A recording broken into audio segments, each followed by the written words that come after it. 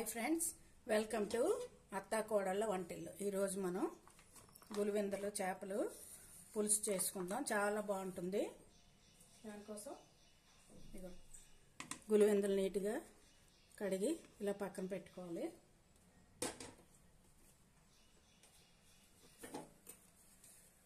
కళాయి పెట్టుకొని ఆయిల్ ఒక 5-6 టేబుల్ స్పూన్లు వేయండి. కొంచెం ఆయిల్ ఎక్కువ పడుతుంది.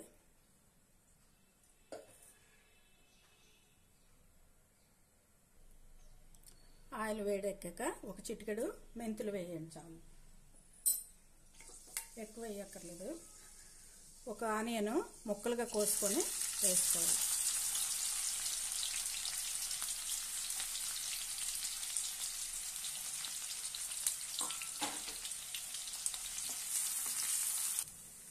ఆనియన్ వేగాయి కదా, ఇప్పుడు ఒక 4 ఆనియన్స్ పేస్ట్గా చేసుకున్నాను. అందులో కొంచెం కొత్తిమీర, ధనియాలు ఒక స్పూన్ వేసి పేస్ట్ చేశాను.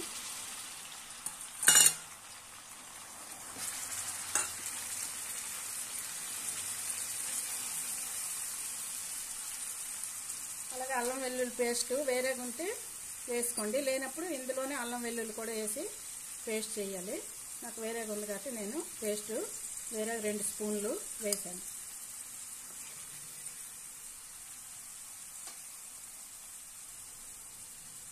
ఒక 1/2 స్పూను పసుపు, టేస్ట్కి తగినంత సాల్ట్ వేసుకోండి.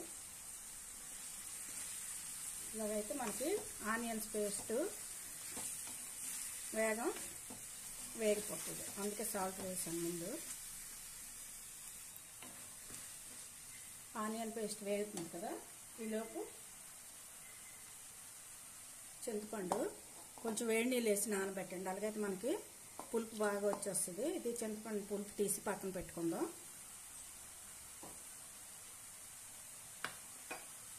దీంట్లో ఒక 6 నుంచి 8 వరకు పచ్చిమిర్చి,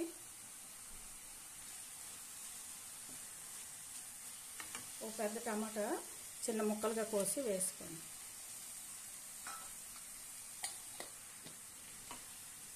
ఇది కూడా కొంచెం వేగాలి.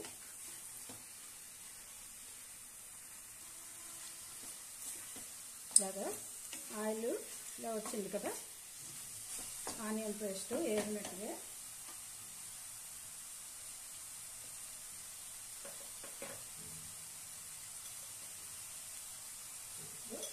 ఒక 4-5 స్పూన్లు కారం వేసుకోండి. మీ టేస్ట్కి తగినంత వేసుకోండి. ఇంకొంచెం వేద్దాం. చేపలు ఎక్కువ ఉన్నాయి కదా, కారం కూడా కొంచెం ఎక్కువ పడుతుంది. పులుపు కాబట్టి కారం ఎక్కువ పడుతుంది.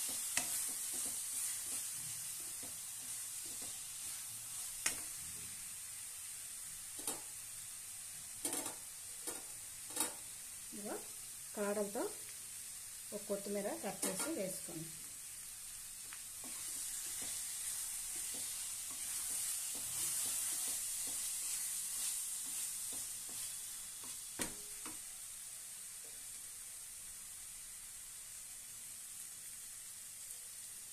ఇప్పుడు మనం తీసి ఉంచుకున్న చింతపండు పులుసు వేసుకోవాలి.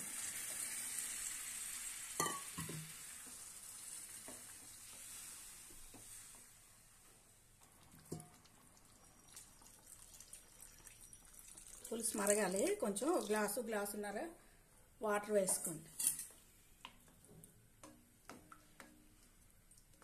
ఇప్పుడు సాల్ట్ చూసుకొని, చాలకపోతే కొంచెం సాల్ట్ కూడా వేసుకోవాలి.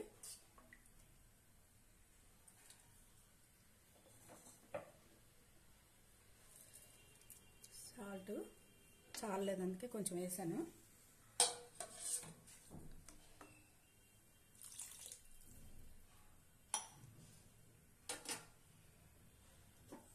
ఇప్పుడు మూత పెట్టి ఒక 10 నిమిషాలు మీడియంలో పులుసు బాగా మరగాలి.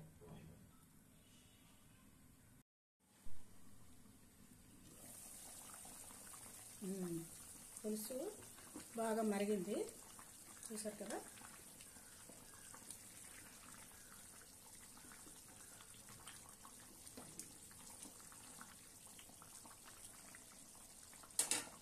సిమ్లో పెట్టుకొని మనం తీసుకున్న కడిగి పక్కన ఉంచుకున్న ఫిష్ అన్ని వేసుకోవాలి ఇందులో.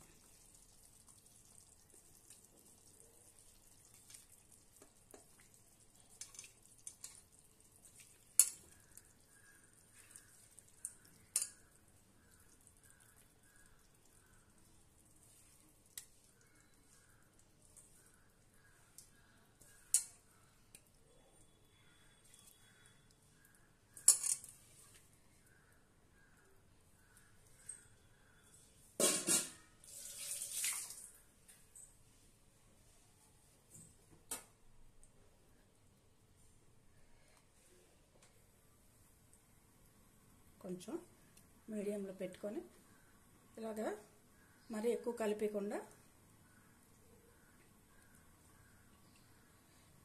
మాత్రం కలిపితే చాలు. మూత పెట్టి ఒక 5 నిమిషాలు ఉడికించుకుంటే మనకి చేపల పులుసు రెడీ అవుద్ది. ఒకసారి కలుపుదాం.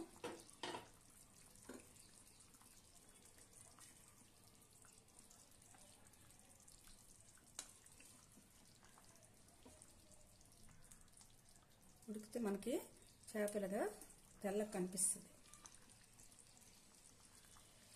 ఫిష్ తక్కువ ఉడకాలంట, చికెన్ ఏమో ఎక్కువగా ఉడకాలట. మాంసం ఫిష్ ఎక్కువ ఉడికితే చెడిపోద్ది, అంటే చెదిరిపోయినట్టు అయిపోద్ది. ఇంకొక 2 నిమిషాలు మీడియంలో ఉడికించుకుందాం.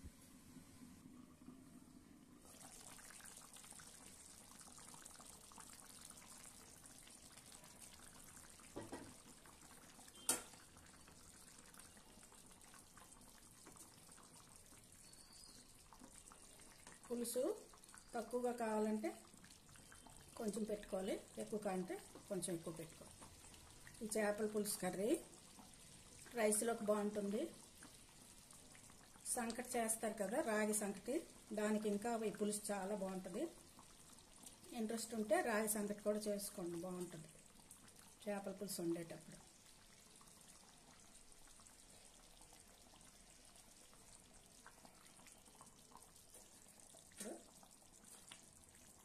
కొంచెం కొత్తిమీర వేసుకుందాం.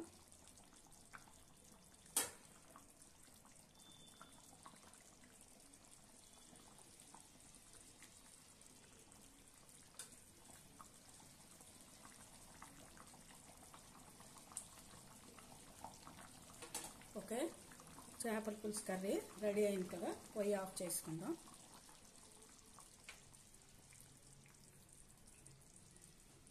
చూసారు కదా, మీకు ఈ వీడియో నచ్చినట్లయితే షేర్ చేయండి, లైక్ చేయండి.